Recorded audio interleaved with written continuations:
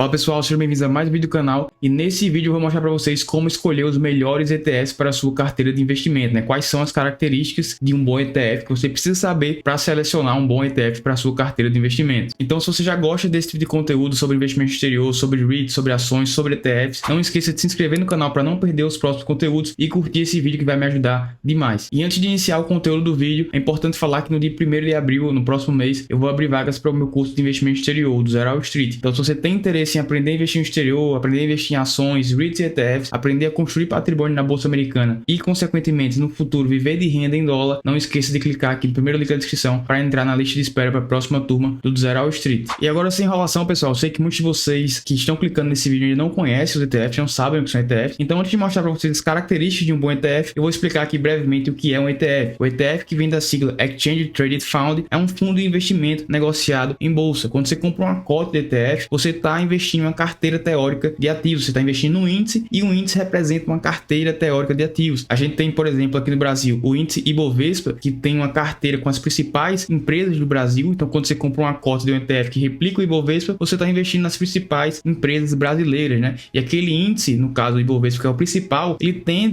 aqui no Brasil, ele tende a replicar a rentabilidade do mercado brasileiro como um todo. Lá no exterior, lá no mercado americano, onde a gente vai investir em ETFs, né, que é o foco aqui do vídeo, a gente tem como principal índice o S&P 500, que possui uma carteira teórica com as 500 maiores empresas dos Estados Unidos. Ele é o principal índice do mercado americano, ele que a gente utiliza para medir a rentabilidade do mercado americano como um todo. Então, quando a gente compra um ETF que replica esse índice, o S&P 500, a gente está automaticamente, de uma forma muito simples, investindo nas 500 maiores empresas dos Estados Unidos indiretamente, né, via ETF. Então, é uma excelente forma de você investir passivamente, né? A parte da sua carteira é alocação passiva, onde você não vai ter esforço analisando os ativos, estudando os ativos, porque você está mais preocupado em seguir aquele índice do mercado, aquele índice de referência que aquele ETF investe. Então, essa é a parte interessante de investir em ETF. Você tem um gasto de energia muito pequeno, pelo menos é o que você deve fazer, né? Gastar pouca energia quando você investe em ETF e ter uma ampla exposição nas maiores empresas, seja dos Estados Unidos, seja do Brasil ou até mesmo do mundo. Então, é muito interessante o investimento em ETF por isso, porque você vai estar amplamente diversificado e com pouco gasto de energia. E antes que vocês perguntem, Arthur, como é que eu ganho dinheiro investindo em ETFs? Como é que eu sou remunerado investindo em ETFs? E a resposta é da mesma forma que as ações e que os REITs. Você vai ganhar tanto na valorização, no caso dos ETFs, das cotas dos ETFs, caso as empresas que aquele índice que o ETF segue se valorizem, né? Por exemplo, no S&P 500, você tem um ETF que replica o S&P 500 e as 500 maiores empresas dos Estados Unidos, no geral, né, na média, subiram. Então, a cota desse ETF também vai valorizar e você vai ganhar dessa forma e também com os dividendos pagos por essas empresas que você vai estar investindo diretamente. Aqui no Brasil, inclusive, eu posso fazer um vídeo sobre isso, né?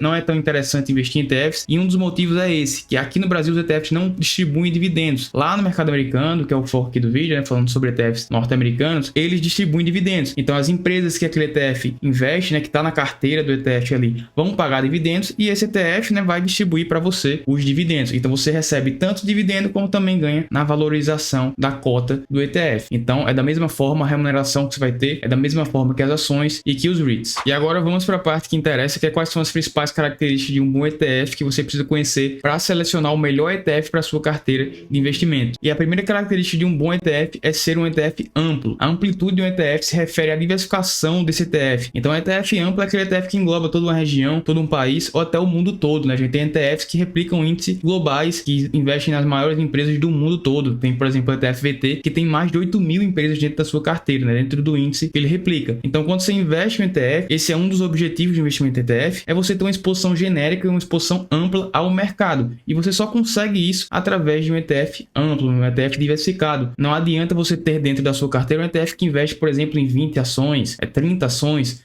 Você vai estar altamente concentrado, você vai estar fazendo um stock picking de ETFs, né? Você vai ter vários ETFs da sua carteira de vários setores específicos. Por exemplo, você tem um ETF de saúde, um ETF de energia, um ETF do setor financeiro. Isso não faz o menor sentido porque, como eu falei, o objetivo do ETF é simplificar a sua carteira de investimento e você ter uma exposição ampla ao mercado. Isso você só vai conseguir isso investindo em ETFs amplos, ETFs que replicam, por exemplo, índices de países, né? Por exemplo, o S&P 500, que replica todo o mercado americano, ou o VTI, por exemplo, o ETF ETF VTI que pega todo o mercado norte-americano, todas as empresas da Bolsa Americana. Aqui no Brasil, por exemplo, o Ibovespa, que já tem uma certa amplitude, né? Tem mais de 70 empresas dentro da carteira do Ibovespa. Então você tem que investir nesse tipo de ETF, em ETFs amplos. E a segunda característica do ETF que você vai investir, precisa possuir, é ser um ETF neutro. Um ETF neutro é aquele que distribui o peso dos ativos da carteira do ETF conforme a capitalização de mercado. Ele não segue nenhum fator específico para distribuir o peso desses ativos. Então, por exemplo, ele tem ETFs que distribuem pesos iguais, né? Todos os ativos da carteira do ETF têm os mesmos pesos, e tem ETFs, por exemplo, que dão pesos de acordo com algumas características específicas de cada ativo. Já os ETFs neutros, eles não seguem nenhum fator específico, eles seguem somente a capitalização de mercado. Então, a empresa que tem um valor de mercado maior vai ter um peso maior dentro da carteira desse ETF. E isso é uma característica muito importante que você precisa observar nos ETFs que você vai investir. Então, por exemplo, eu estou aqui na tela, abri aqui as informações do VO, que é um ETF que segue o S&P 500. Eu já falei muito aqui sobre esse índice, né? Porque é um dos principais, o índice S&P 500. E se a gente observar aqui a carteira desse ETF, a gente vê que a alocação é o peso que ele tem em cada uma dessas empresas, por exemplo, a Apple, Microsoft, a Amazon, a Nvidia, é conforme a capitalização do mercado dessas empresas. A gente sabe que a Apple é a empresa mais valiosa da Bolsa Americana, então, consequentemente, como esse ETF aqui é neutro, né? Ele segue a distribuição de pesos conforme a capitalização do mercado, o maior peso da carteira dele está na Apple. Quem é a segunda maior empresa dos Estados Unidos? É a Microsoft. Então, aqui nesse ETF neutro, a Microsoft tem o segundo maior peso. E assim por diante. A Nvidia aqui em quarto lugar, tem a Tesla mais embaixo, que tem a capitalização do mercado menor. Então, vai dando peso para as empresas do ETF, da carteira desse ETF, conforme o valor de mercado dela. Se no futuro isso mudar, o próprio ETF vai reajustando a carteira dele e dando pesos de acordo com a sua capitalização do mercado. Então, essa é uma característica muito importante que um bom ETF precisa possuir. Ele precisa ser um ETF neutro, né? Dá pesos conforme o valor de mercado das empresas. E agora vamos falar da terceira característica de um bom ETF. A terceira característica é ser um ETF passivo, ou seja, possuir uma gestão passiva. Não ter uma gestão ativa que está sempre comprando e vendendo os ativos dentro da carteira do ETF, porque isso, no geral, hoje, se a gente olhar historicamente, são ETFs que entregaram um retorno inferior. Então, ETFs de gestão passiva, que apenas replicam aquele índice de referência, são os melhores para você ter exposição. E já adiantando um pouco que eu vou falar, que é a quarta característica de um bom ETF, normalmente os ETFs passivos, né, que só replicam aquele índice de referência, que tem uma gestão bem enxuta, afinal de contas não tem muito trabalho, é só replicar aquele índice, tem taxas inferiores, taxas de administração. Então, consequentemente, um ETF que tem uma gestão ativa vai ter taxas maiores e essa taxa vai corroer parte do retorno desse ETF. Então, foque em ETFs de gestão passiva. Isso não é tão difícil porque a maioria dos bons ETFs que você vai analisar já são de gestão passiva, mas só para ficar aqui o aviso, foque somente em ETFs de gestão passiva. E como eu já adiantei, né, já dei um spoiler, a quarta característica de um bom ETF, a quarta e última característica de um bom ETF que você precisa observar quando for selecionar o ETF para sua carteira de investimento, é ele ter um baixo custo, né? Ser um ETF de baixo custo, ter uma baixa taxa de administração. E o interessante é que se você seguiu todos os passo a passo que eu falei aqui, todas as características que eu falei, ser um ETF amplo, ser um ETF neutro e ser um ETF de gestão passiva, vai ser quase certeza que aquele ETF tenha um baixo custo, porque todas essas características estão atribuídas a um custo menor e uma gestão mais simplificada. Então, se vocês observarem aqui, eu abri aqui a tela mais uma vez do VO, né, com um ETF que tem todas essas características, é um ETF amplo, né, ele tem uma ampla exposição ao mercado americano, afinal de contas,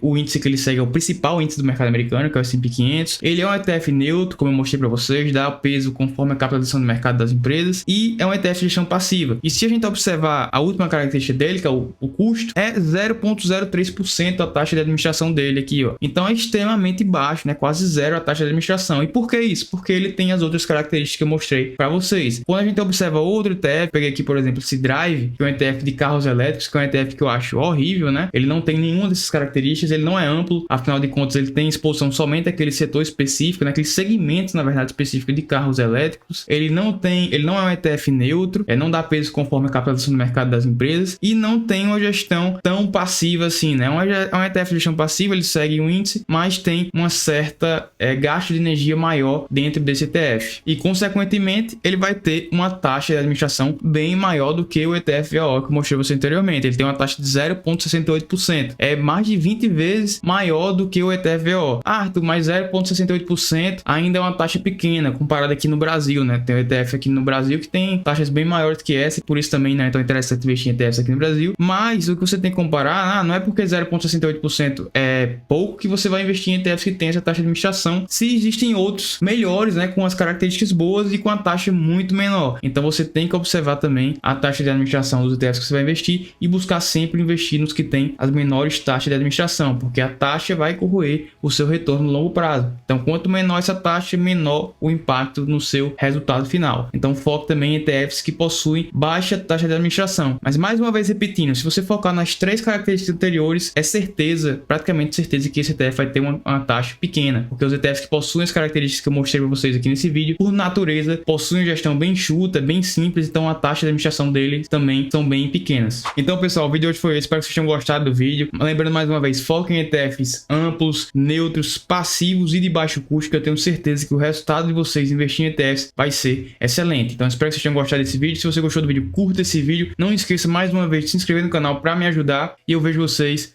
no próximo vídeo.